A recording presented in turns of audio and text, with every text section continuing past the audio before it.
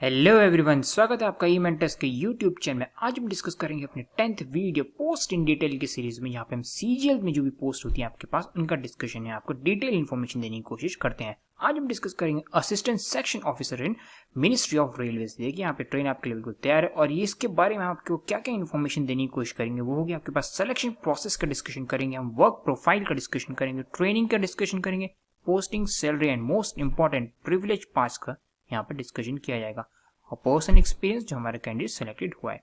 ठीक है, यहाँ पे देखते हैं अपना टॉपिक्स जो हम कवर करेंगे वो होगी जनरल इन्फॉर्मेशन। इसका थोड़ा हम फास्ट कवर करने की कोशिश करेंगे क्योंकि ये आम इन्फॉर्मेशन है, ये हमेशा कॉमन है हर पोस्ट में। ठीक है, इसके अलावा जो आपके पास जो पोस्ट स्पेसिफिक इन्फॉर्मेशन है कि प्रोसेस क्या रहेगा फाइनल रिजल्ट के बाद, ट्रेनिंग कैसी होगी, posting, transfer, deputation, work profile, salary allowance, promotion aspect, department exam, quarters और पर्सनल एक्सपीरियंस के यहाँ पर डिस्कशन किया जाएगा।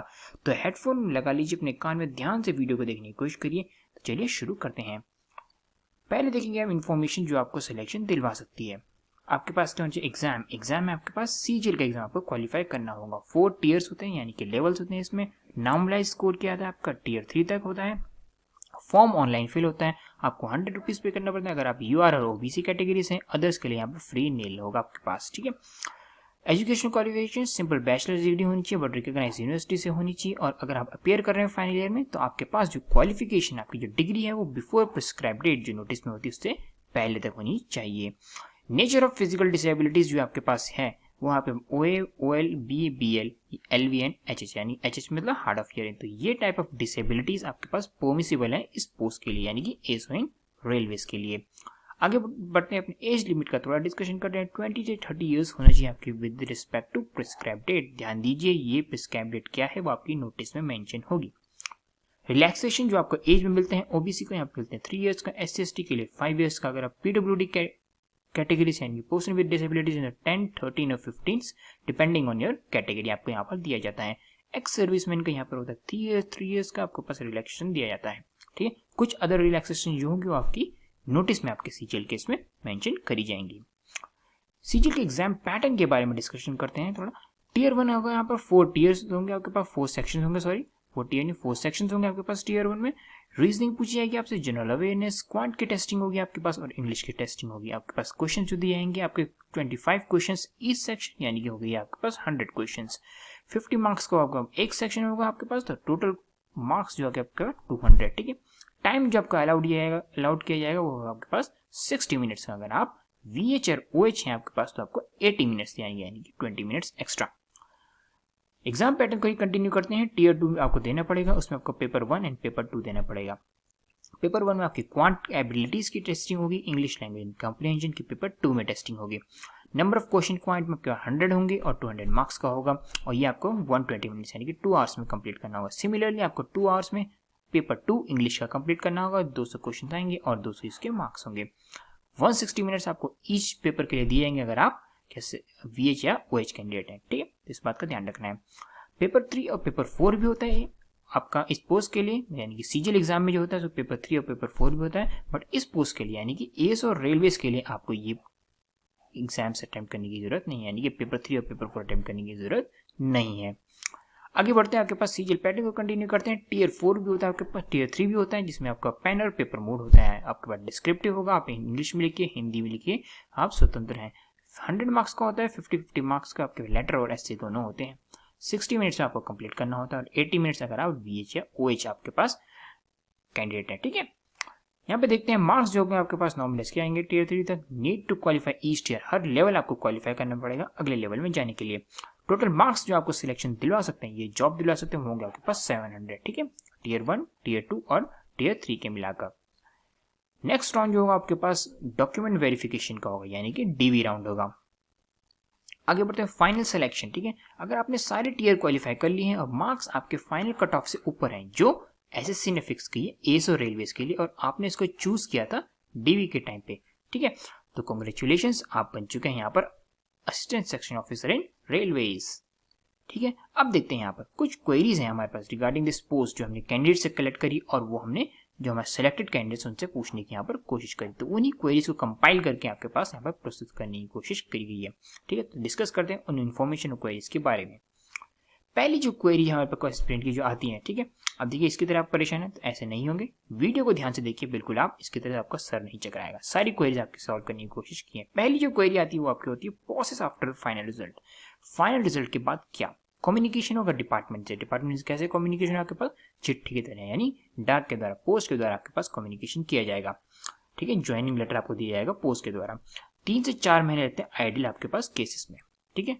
डॉक्स रिक्वायर, यानी कि डॉक्यूमेंट जो आपको रिक्वायर्ड होते हैं आपको सबमिट करने के लिए, वो होते हैं आपके पास copy of personal ID, proofs like Aadhaar card, PAN card और ओरिजिनल मेडिकल सर्टिफिकेट, ठीक है, ये आपको सबमिट करने होते हैं। स्टेप्स जो फॉलो करने होते हैं आपके पास, वो करते हैं आपके पास DOPT send attestation form and medical form, ठीक है। डीओपीटी आपका director of department of personnel training, ठीक है, ये आपका अटेस्टेशन फॉर्म सेंड करता है और मेडिकल फॉर्म सेंड करता है। Forms that need to be send by speed post. Speed post से कौन कौन से आपको फॉर्म सेंड करने होते हैं, 4 सेट आपको सेंड करने होते हैं अटेस्टेशन फॉर्म के, और मेडिकल रिपोर्ट अगर आप दिल्ली से बाहर रहते हैं।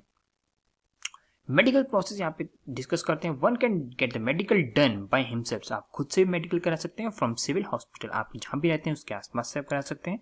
ड्यूली साइन बाय सीएमओ, यानी कि चीफ मेडिकल ऑफिसर से आपको साइन करवाना पड़ेगा वो मेडिकल सर्टिफिकेट, ठीक है। ये chances of rejection are rare, ठीक है, मेडिकल ग्राउंड्स में रिजेक्शन के चांसेस बहुत ही रेयर होते हैं। तो ये छोटू सा डिस्कशन आपका मेडिकल प्रोसेस के बारे में। पुलिस वेरिफिकेशन प्रोसेस के बारे में डिस्कस करते हैं। कैंडिडेट्स को खुद कुछ नहीं करना है, नीड नॉट डू एनीथिंग, ठीक है। ऑफिस और कॉन्फिडेंशियल सेक्शन, ठीक है, कॉन्फिडेंशियल सेक्शन जो भी होगा आपका रेलवेज मिनिस्ट्री से डील के अंदर जो होगा वो रिक्वेस्ट करेगा आपका पुलिस अथॉरिटी के लिए वेरिफिकेशन, आपको कुछ अलग से नहीं करना है। Done by the local police station where the candidate reside, ठीक है, आपका लोकल पुलिस स्टेशन जहां आप रहते हैं वो यहाँ पर आपका पुलिस वेरिफिकेशन करेगा, ठीक है। Official from police station come for physical verification, तो वहां से ऑफिशियल्स आएंगे, आपके घर पे आएंगे और फिजिकल आपका वेरिफिकेशन किया जाएगा। तो ये हुआ हमारे पास डिस्कशन किसका, पुलिस वेरिफिकेशन प्रोसेस का। और यही प्रोसेस हमारे पास और डिपार्टमेंट्स में होता है, जैसे आपने हमारी वीडियोस में भी देखा तो सेम ही यहाँ पर पैटर्न है पुलिस वेरिफिकेशन का, ठीक है। ट्रेनिंग फेज के यहाँ पे डिस्कशन करते हैं। सेकंड क्वेरी जो मोस्ट शॉर्ट क्वेरी है आपके पास कैंडिडेट्स के बारे में, ट्रेनिंग के बारे में। ट्रेनिंग जो होती है आपके पास 2016 से एएसओ सीएसएस यानी कि सेंट्रल सेक्रेटरीट सर्विस में जो एएसओ पोस्टेड होते हैं, सिलेक्ट होते हैं, उनकी ट्रेनिंग और एएसओ रेलवेज की ट्रेनिंग साथ में होती है। कब से, 2016 से। पोस्टिंग में be done prior to the training, ठीक है, आपकी पोस्टिंग पहले हो सकती है ट्रेनिंग से, ठीक है, ऐसे जरूरी नहीं कि ट्रेनिंग होगी फिर उसके बाद पोस्टिंग होगी। Training is done in Delhi only, training जो होती है आपके पास दिल्ली में ही होती है, ठीक है, इसके बाहर नहीं होती है, जैसे आपके सीएसएस के उसके बाहर भी होती है आपके, ठीक है, इसमें ऐसा नहीं है। Training covers machinery of government, ठीक है, ट्रेनिंग के मॉड्यूल है, इसमें क्या क्या इंक्लूड होता है आपकी मशीनरी, गवर्नमेंट के आप कैसे मशीनरी काम करती है, ठीक है, ऑफिस का प्रोसीजर क्या होता है, प्रोटोकॉल्स क्या होते हैं वो आपको समझने में मदद करते हैं, ये आपको समझाया जाता है। लैंग्वेज स्किल्स समझाई जाती है आपके पास, यानी कम्युनिकेशन स्किल्स समझाई जाती है आपके पास। कैट और कोर्ट केसेस, यानी कैट मतलब आपके पास सेंट्रल एडमिनिस्ट्रेटिव ट्रिब्यूनल, या उनके केसेस के बारे में डिस्कशन किया जाता है, समझाए जाते हैं। इनकम टैक्स के बारे में आपको बताया जाता है। एलटीसी आपके पास लीव ट्रैवल कंसेशन, ये आपके पास मिलता है, आपके अलाउंसेस के अंदर आता है, फैसिलिटीज जो आपको मिलती हैं, ठीक है। लीव आपके पास होते हैं, पे फिक्सेशन, हिंदी क्लासेस, एमएससीपी, तो ये सब चीजें आपके पास डिस्कस करी जाती है ट्रेनिंग के अंदर, ठीक है। Although railways have some different rules which is constantly reminded by the faculties again and again, ठीक है। जो रेलवेज जो भी आपके पास रूल्स जो आते रहते हैं टाइम टू टाइम में, उनके बारे में भी आपके पास तो थोड़ा वो फ्लेक्सिबल पैटर्न भी आपको यहाँ पे सिखाया जाता है। ये पूरा क्या आपके पास स्टैटिक पैटर्न टाइप का कह सकते हैं, और ये आपके पास डायनेमिक, कोई भी डायनेमिक चेंजेस जो भी उनके बारे में भी आपको ट्रेनिंग में अवगत कराया जाएगा। आगे बढ़ते हैं, training facilities are very good and faculty are experience, ठीक है, फैकल्टी जो आपको ट्रेन करेंगी, लेक्चर देंगे, वो एक्सपीरियंस है, और फैसिलिटीज जो ट्रेनिंग की यानी इंफ्रास्ट्रक्चर्स ले लीजिए, कुछ भी है वो बहुत ही वेरी गुड है, ठीक है। There are exams in training phase, exams आपको कुछ देने होते हैं ट्रेनिंग फेज, आपको ट्रेनिंग हो रही होती है, एंड लॉट्स ऑफ प्रेजेंटेशन देते हैं, कुछ प्रस्तुत भी करना होता है, यानी कि पीपीटी बना के ऐसे आपको एक्सप्लेन भी करना होता है, ठीक है। तो ये सब चीजें आपके ट्रेनिंग में होती है। फूड एंड अकोमोडेशन के बारे में हम डिस्कस करते हैं। अगर आप ट्रेनिंग में या खाना भी तो खाएंगे, रहेंगे भी ना, तो अकोमोडेशन जो होता है आपके पास वो आपके पास डिपार्टमेंट प्रोवाइड करता है, ठीक है। ऑल्दो आपके पास ये ऑप्शन है कि आप खुद भी अपने आप से भी अरेंज कर सकते हैं रहने का, ठीक है, अकोमोडेशन का। Charges for food and accommodation, ठीक है, 25,000 यहाँ पर रुपीज आपके पास होते हैं, आपके पास इनफ फॉर फुल ट्रेनिंग, ठीक है, इतने आपके पास चार्जेस होते हैं।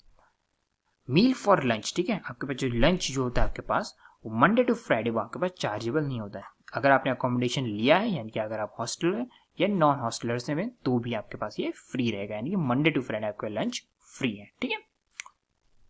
आगे डिस्कस करते हैं भारत दर्शन इन विलेज अटैचमेंट। ठीक है, ये बहुत ही यूनिक फीचर है आपके पास। अगर आप देखेंगे तो CSS और ASO इन रेलवेज में, अगर आप ASO इन रेलवेज या ASO इन CSS में पोस्ट होते हैं, ये भारत दर्शन विलेज अटैचमेंट बहुत ही अच्छा फीचर है। ठीक है, यूनिक फीचर है। This is the best part of training. ठीक है, और मतलब यहाँ पर हमारे कैंडिडेट है वो ये बता रहे हैं क्योंकि इनपुट्स उन्हीं से लिए गए, तो वो बता रहे हैं ये बेस्ट पार्ट था हमारी ट्रेनिंग का। तो ट्रेनिंग में ही आपको ये भारत दर्शन विलेज अटैचमेंट कराया जाता है। विलेज अटैचमेंट होता क्या है, यहाँ पे देखिए विलेज अटैचमेंट जो होता है आपके पास, एक कोई एक गाँव है, ठीक है, आपको एक गाँव दे दिया जाएगा, उस गाँव से आपको एक क्या अटैच कर दिया जाएगा, मतलब आपका जो बैच जो होगा उसको एक गाँव में विजिट कराया जाएगा। ठीक है, और ये कितने दिन का, 6 to 7 डेज का होता है, और ये एक्सपीरियंस इनके हिसाब से बहुत ही अच्छा रहा था। ठीक है, जानने का मौका मिलता है आपको इस विलेज के बारे में। ठीक है, the best part of the training is Bharat Darshan. ठीक है, इससे भी बढ़िया चीज जो थी भारत दर्शन थी। ठीक है, जिस कितने दिन की थी, 13 डेज की थी। ठीक है, भारत दर्शन, ठीक है, आपको देखना है भारत को। ठीक है, कह सकते हैं ना, अब एक तरीके से वो कल्चर को वहां पर रीड करना है।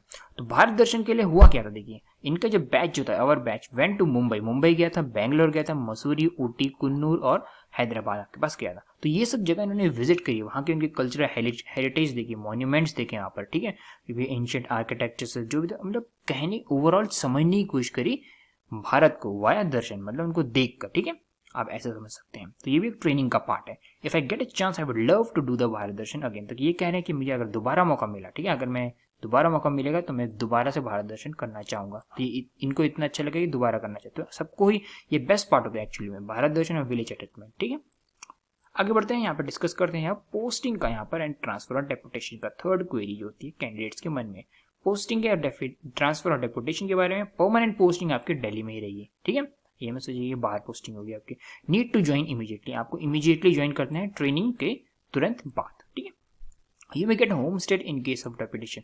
अगर आप होम स्टेट लेना चाहते हैं तो वो सिर्फ पॉसिबल है आपके पास डेपुटेशन, अगर आप डेपुटेशन पे जाएंगे। ठीक है, but the deputation has been stop, deputation रुक गई तो आपको होम स्टेट अगर नहीं जा सकते। ठीक है, आप ऐसे कर सकते हैं। In case deputation are open one can apply in railway PSUs like RVNL। ठीक है, अगर आप डेपुटेशन निकलती है कहीं पे PSU, रेलवे की PSUs वहाँ पे कुछ वो पुटअप करते हैं अपनी वेबसाइट पे कि डेपुटेशन के लिए हमारे पास ओपन है, तो मतलब कैटेगरी में अगर आप मीट करते हैं उनका एलिजिबिलिटी क्राइटेरिया तो आप अप्लाई कर सकते हैं। ठीक है, और ये होती कौन सी आपके पास, RVNL, ये रेलवे की क्या PSU। RVNL यहाँ पे होता है आपके पास रेल विकास निगम लिमिटेड। ठीक है, ऐसे मेरे पास RCIL है, यहाँ पर RCIL मेरे पास क्या है, RailTel corporation of India limited. Similarly DFCCIL, ये क्या है मेरे पास, dedicated freight corridor corporation of India. ठीक है, तो ये 3 आपके पास मेन PSUs हैं, और यहाँ पे मेट्रोस में भी अगर आपके पास कोई डेपुटेशन मिलती है तो आप अप्लाई कर सकते हैं, बशर्ते आप उनकी एलिजिबिलिटी क्राइटेरिया को मीट करते हो। ठीक है, यहाँ देखते हैं वर्क प्रोफाइल, ये काम कैसे होता है, एम्बियंस कैसा है और वर्क कल्चर कैसा है। यहाँ पर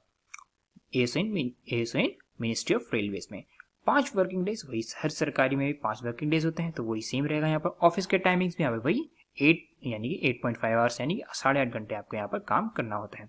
9 to 5:30 आइए, ये 9:30 से 6 आइए, बस कुल मिला के 8.5 घंटे पूरे होने चाहिए।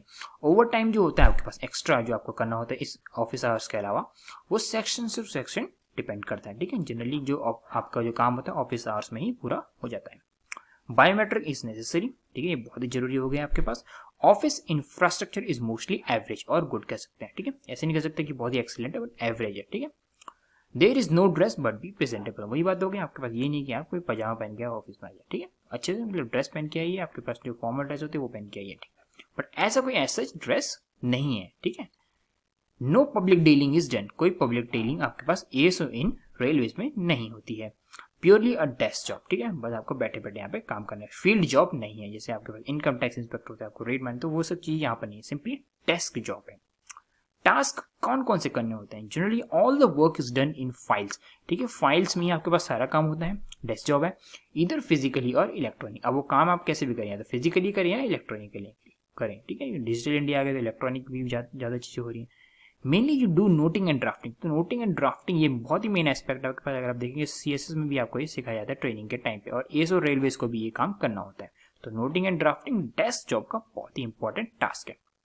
द वर्क में कंटेन्स द फॉलोइंग टास्क। ठीक है, ये कुछ और टास्क भी हो सकते हैं, जैसे पार्लियामेंट के क्वेश्चन, जब पार्लियामेंट रन करते हैं, आप देखेंगे 3 सेशन होते हैं एक कैलेंडर ईयर में। ठीक है, तो उस टाइम पे जब पार्लियामेंट जब रन करे तो कुछ क्वेश्चन पूछे जाते हैं आपके पास लीडर ऑफ अपोजिशन या अपोजिशन पार्टी से, सरकार के द्वारा पूछा जाता है। उन क्वेश्चन की फ्रेमिंग, उनको कैसे कंपाइल करना है, कैसे जवाब देना है, वो सब चीजें भी आपको करनी होती है। पार्लियामेंट के question you may need to do over time, ठीक है, इतने अगर आपके पास कंपाइल करने में इतना टाइम लगा, डेटा कलेक्ट करना पड़ता है, क्योंकि यहाँ पे जो क्वेश्चंस का रिप्लाई करते हैं ना वो बिल्कुल क्रेडिबल डेटा पुट करते हैं, तो उसके लिए ओवर टाइम भी करना पड़ सकता है आपको, ठीक है। जब भी वो तब होगा जब कोई क्वेश्चन आपका पेंडिंग, आपको रिप्लाई करना है, ठीक है, किसी एमपी ने पूछा तो उसका रिप्लाई करना है सरकार को, तो आपको वो यहाँ पर करने के लिए आपको ओवर टाइम भी होता है। तो पार्लियामेंट क्वेश्चंस भी एक टास्क में आता है, कोर्ट केसेस होते हैं कोई भी आपके पास, आरटीआई होती है आपके पास, ग्रीवेंसेस जो आप फाइल करते हैं उनका रिप्लाई करना हो, policy making and it's issues, admin work हो गया अगर, और कोई मिसलेनियस यानी कि अदर रिलेटेड टास्क भी हो सकते हैं, ठीक है।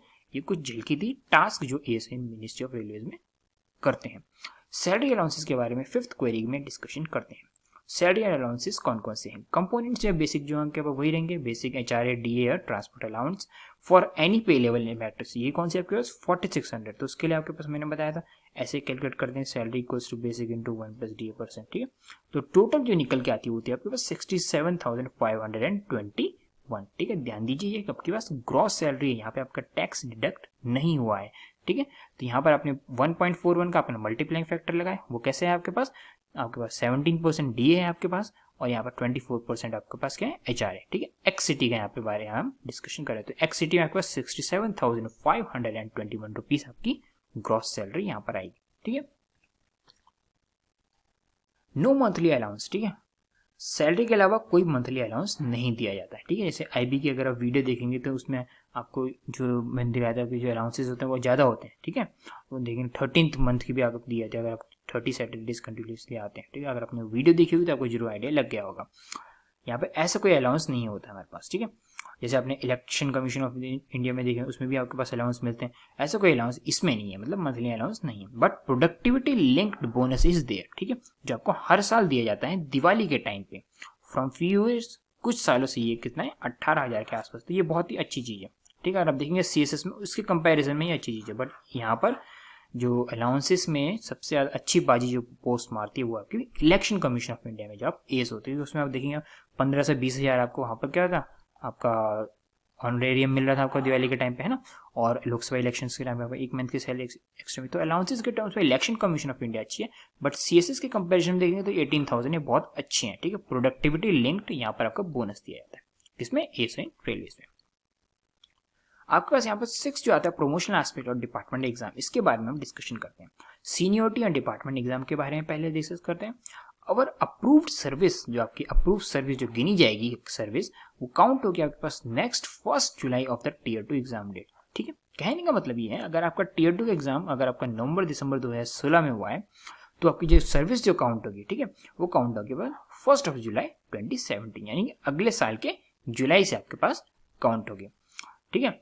We are eligible for departmental exam, ठीक है। डिपार्टमेंटल एग्जाम के बारे में बहुत बार डिस्कशन हो चुका है आपके सीएसएस की video, election commission of India की वीडियो में आपका LDC limited departmental competitive exam, ठीक है, ऐसा के लिए ये देना होता है।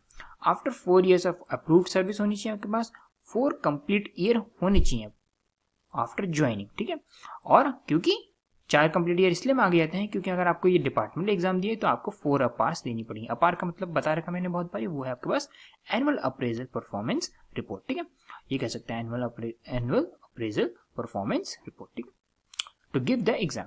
तो ये चीजें जरूरी होती है आपके पास, 4 अपार्स होंगी, 4 ईयर्स की सर्विस होगी आपके पास, तो आप ये एग्जाम दे सकते हैं LDCE वाला, ठीक है। डिपार्टमेंटल एग्जाम जो एसओ के लिए होते हैं वो आपके पास, अगर आपको एसओ बनना है, ठीक है, 2 तरीके होते हैं आपके पास, 2 मार्ग होते हैं आपके पास, या आप क्वालिफाई कीजिए LDCE का एग्जाम और सेक्शन ऑफिसर बन जाइए। बट यहाँ पर जो क्राइटेरिया होगा आपका सीनियरिटी का, वो आपका मार्क्स जो आप LDC एग्जाम में लाएंगे, ठीक है।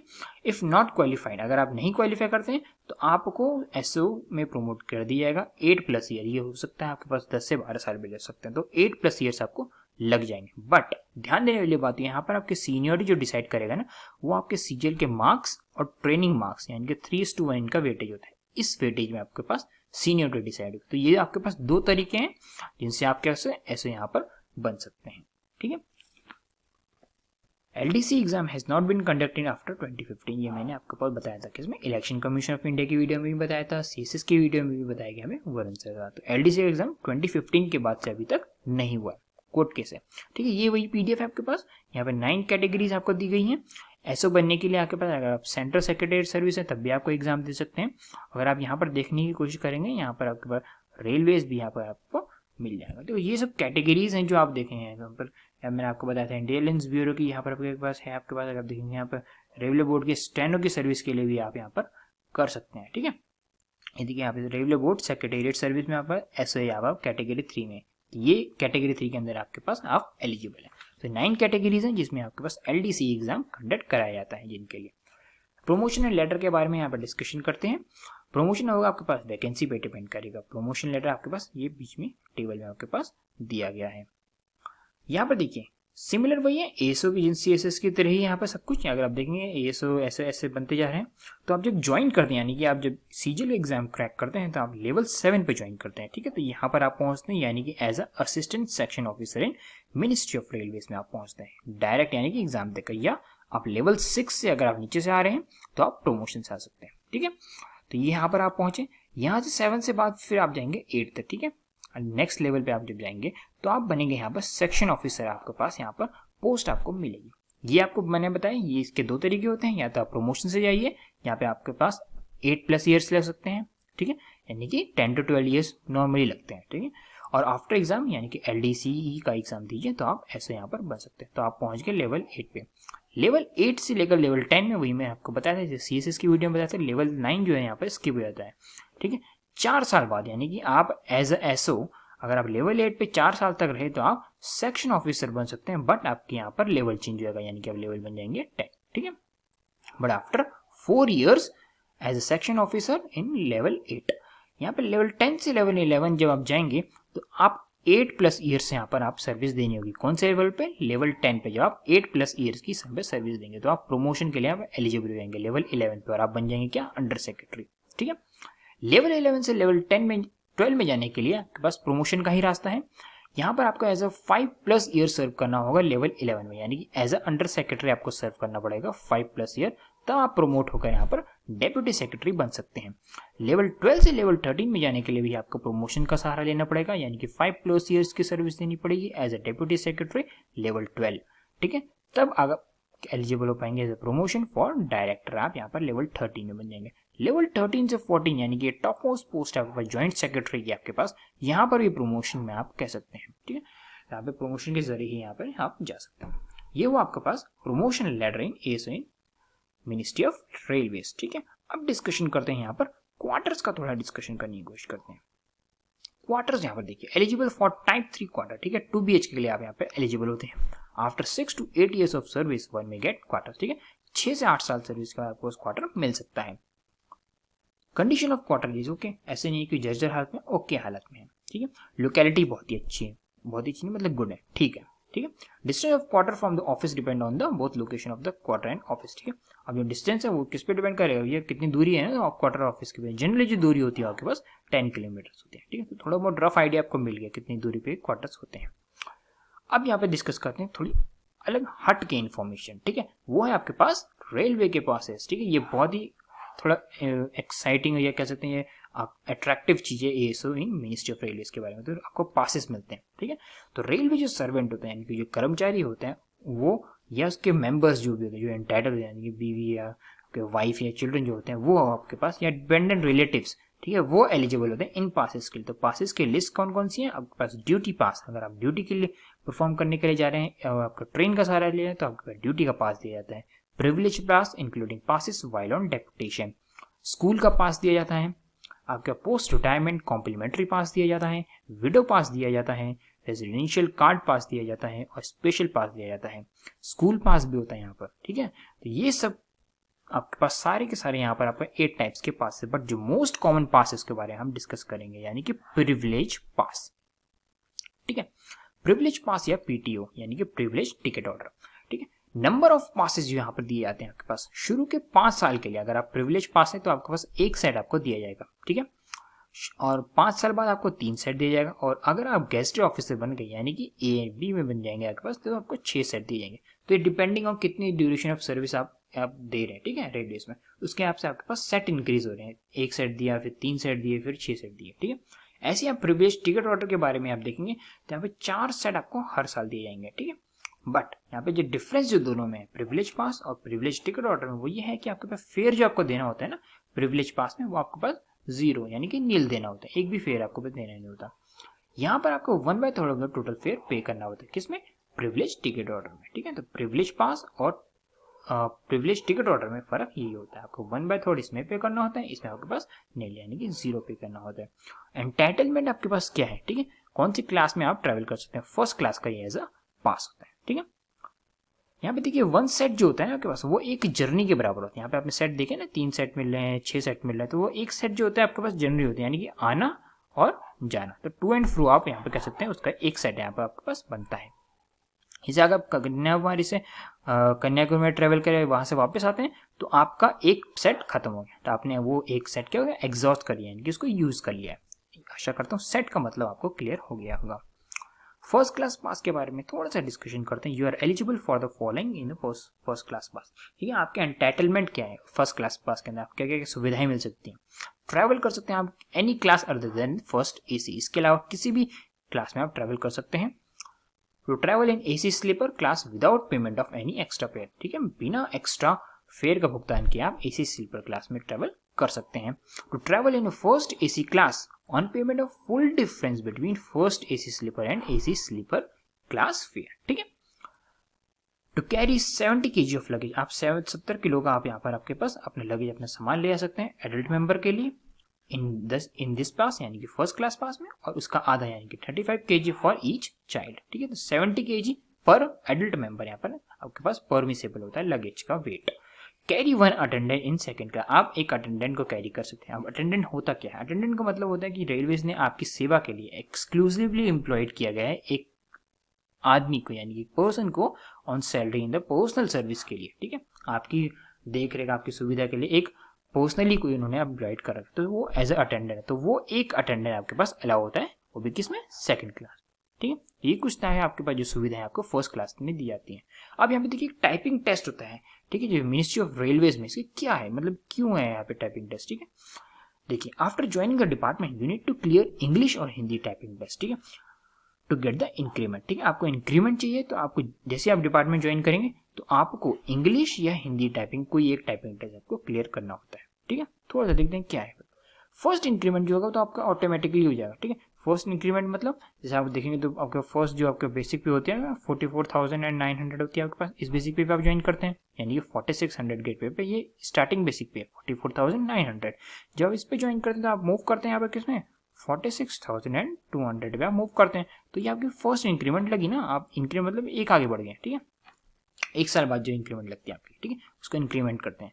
तो 46,200 में आपके पास ये तो ऑटोमेटिकली पहुंच जाएंगे, बट इसके बाद जो आपके पास इंक्रीमेंट लगेगी ना, देखिए उसके लिए क्या होता है, you need to pass English और Hindi typing test to get the second increment. आपको ये सेकंड इंक्रीमेंट तभी मिलेगी, आप सेकंड इंक्रीमेंट पे, यानी कि सेकंड जो यहाँ पे बेसिक पे है वो होती है आपके पास 47,600 रुपीज। तो उसमें पहुंचने के लिए, उस बेसिक पे पहुंचने के लिए आपको इंग्लिश या हिंदी कोई एक टाइपिंग टेस्ट पास करना जरूरी है। पहली वाली तो ऑटोमेटिकली हो जाएगी, पर दूसरी वाली के लिए आपको पास करना जरूरी है। इंग्लिश कीजिए टाइपिंग टेस्ट या हिंदी का कीजिए, ठीक है।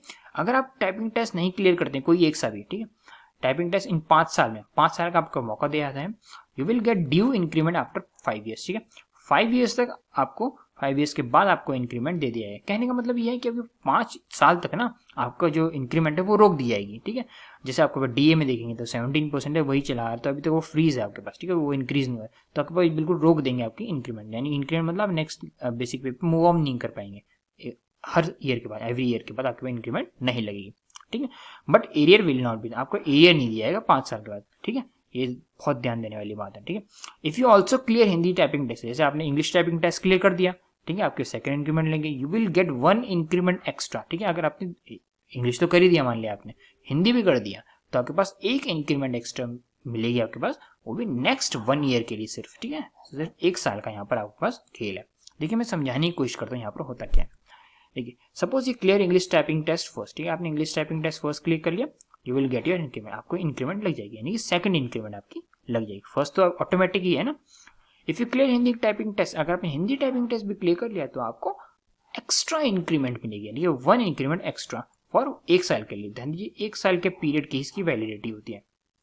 एग्जाम्पल से समझाने की मैं यहाँ पे कोशिश करता हूँ।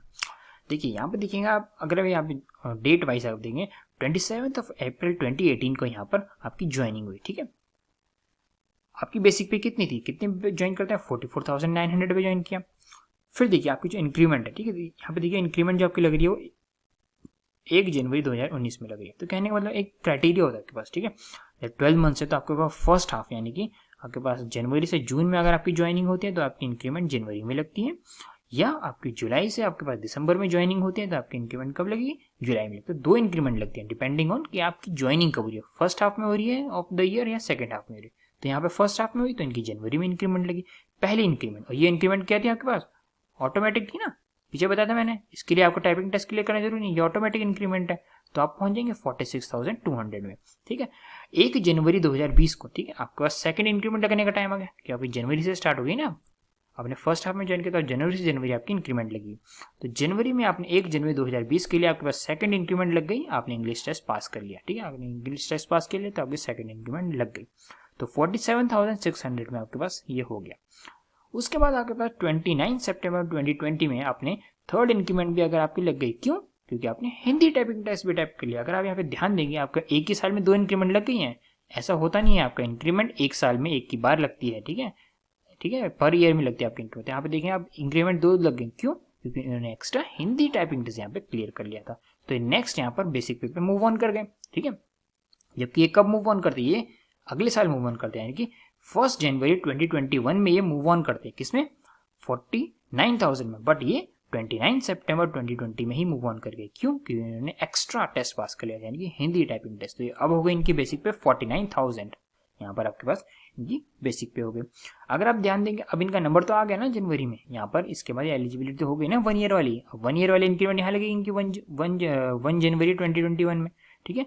यहाँ पर इंक्रीमेंट जो लगी है वो आपकी इस पे लगेगी, वो ऐसा नहीं है कि इस पे लगेगी। जब आपका ये बेसिक पे है ना, इस बेसिक पे आपके पास 29 सितंबर 2020 से आपका ये वाला बेसिक पे चालू हो गया, तो इस पे आपकी इंक्रीमेंट लगेगी। इसका जो नेक्स्ट लेवल पे आप मूव करेंगे तो 50,500 आपकी बेसिक पे हो जाएगी, आप कब, 1 जनवरी 2021 में, ठीक है।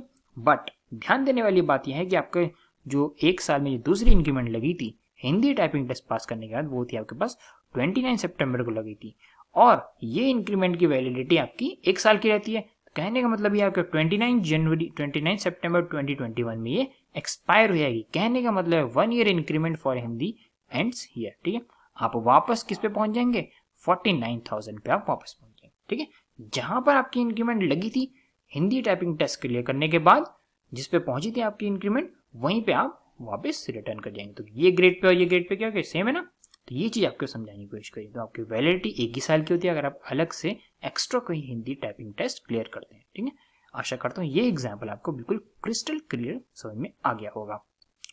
आगे देखते हैं यहाँ पर पर्सनल एक्सपीरियंस, यहाँ पर कैंडिडेट का यूज सिलेक्टेड हुआ है, ठीक है। ये बहुत इंपॉर्टेंट होता है एक रियल इन्फॉर्मेशन आपको देने के लिए, ठीक है। यहाँ पर इन्होंने अपना नाम उजागर करने की यहाँ पे कोशिश करी है, बताया कि हमें अपना नाम बताना चाहते, तो इसलिए हमने एनोनिमस नहीं रखा। इनका नाम है यहाँ पर रोहित सिंगला, ठीक है। इनका ड्यूरेशन ऑफ जॉब जो है हमारे पास 2 years and 6 months का है, तो अच्छा खासा इनको एक्सपीरियंस है, ठीक है। ऐसा नहीं है कि थोड़ी टाइम इन्होंने ज्वाइन किया फिर छोड़ दिया, ऐसा नहीं है, ठीक है। पहला जो क्वेश्चन हमेशा की तरह रहता है कि कोई आपके पास ऐसे फर्क आपने इमेजिन किए थे जॉब के बारे में और जब आपको ये जॉब मिली, कोई ऐसा गैप आपने नोटिस किया, तो इन्होंने बोला नहीं, ठीक है। ये काफ़ी अवेयर थे इसके बारे में, तो ये कह रहे हैं मैं ऑलरेडी अवेयर था कि ये डेस्क जॉब है, तो इनको पहले से अवेयर था, ठीक है। तो ये अवेयरनेस होनी जरूरी है हर कैंडिडेट को अपनी जॉब के बारे में, जो आपकी जॉब प्रेफरेंस फॉर्म में आप भर रहे हैं उसके बारे में आपको इन्फॉर्मेशन होनी चाहिए। आपको फर्स्ट पे क्यों रख रहे हैं और सेकंड पे क्यों रख रहे हैं और थर्ड पे क्यों रख रहे हैं, तो ये ऑर्डरिंग जब आप करते हैं, प्रायोरिटी लिस्टिंग जब आप करते हैं, तो ये इन्फॉर्मेशन, ये अवेयरनेस बहुत ज़्यादा जरूरी है जो इनको पहले से थी, ठीक है। तो इसलिए इन्होंने बोला कोई इमेजिनेशन में ऐसा कोई गैप नहीं है, ठीक है। And will have to deal with the files, ठीक है। फाइल से डील करना ये मुझे पता था पहले से। जॉब सेटिस्फैक्शन एंड रीजन के बारे में पूछा तो ये जो है प्रिटी मच सेटिस्फाइड है, काफ़ी संतुष्ट हैं। As needed home town posting, ठीक है, उनको होम टाउन पोस्टिंग चाहिए थी, वो उनको मिल गई।